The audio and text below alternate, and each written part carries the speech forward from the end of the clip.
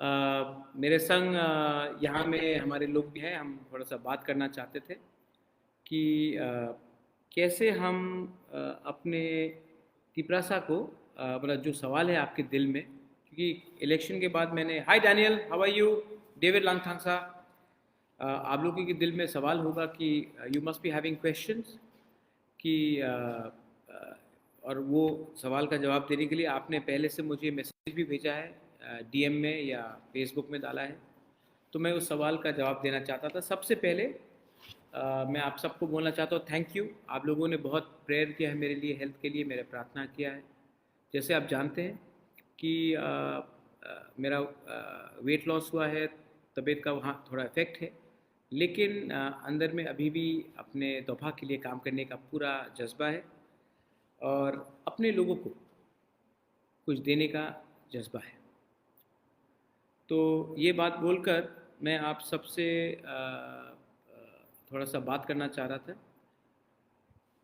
Questions आए हैं मेरे पास, ये हमें सब मैंने टाइप करके रखा है, सब क्वेश्चंस आए हैं, बहुत क्वेश्चंस हैं। तो मैं शुरू करता हूँ। सबसे पहले क्वेश्चन है सुमन आचार्य जी से। What is your next step after meeting with Home Minister Amit Shah and what exactly happened in the meeting? ठीक है, सुमन आचार्य जी, कल हम अमित शाह से मिले। हमने नहीं बोला कि हम गवर्नमेंट में आएंगे, हमने कहा कि हमारा कॉन्स्टिट्यूशनल प्रॉब्लम है, हमारा डिमांड है, उस डिमांड में डायलॉग डिस्कशन होना चाहिए और उस डिस्कशन में हमें एक कॉन्स्टिट्यूशनल सोल्यूशन चाहिए। ये हमारा पॉइंट है, आपका जो भी पॉइंट है आपका है, आपके चीफ मिनिस्टर का है, आपके पार्टी का है, ठीक है, वो उनका पॉइंट है, मेरा भी ये पॉइंट है। आप हमसे बात कीजिए, हमारे समाजपति से बात कीजिए और उसके बाद जो भी बात होगा वो ट्रांसपेरेंट होना चाहिए और गवर्नमेंट ऑफ इंडिया के लेवल में होना चाहिए और आप हमें निमंत्रण दीजिए, हम बात करेंगे। ये हमारा बात हुआ। हमारा बात कोई पोस्ट के लिए नहीं हुआ। मैंने सुना है कि कहा गया है कि मंत्रिमंडल ये सब, देखिए 13 लाख तिपरासा ने हमारे ऊपर भरोसा किया है, हम वो भरोसा को मंत्री बन के नहीं दे सकते। If required we will sit in the opposition, no problem, लेकिन कॉन्स्टिट्यूशनल सोल्यूशन, अपना जो डिमांड है, जो अपना अधिकार है, वो गवर्नमेंट ऑफ इंडिया से बात करेंगे और वो डिमांड को सामने रखेंगे। अमित शाह ने कहा कि वो एक इंटरलोक्यूटर को अपॉइंट कर रहे हैं। जब तक वो इंटरलोक्यूटर ऑफिशियली अपॉइंट नहीं होगा तब तक हम देखेंगे, क्योंकि उन्होंने कमिटमेंट दिया है, अब उनको ये कमिटमेंट निभाना पड़ेगा।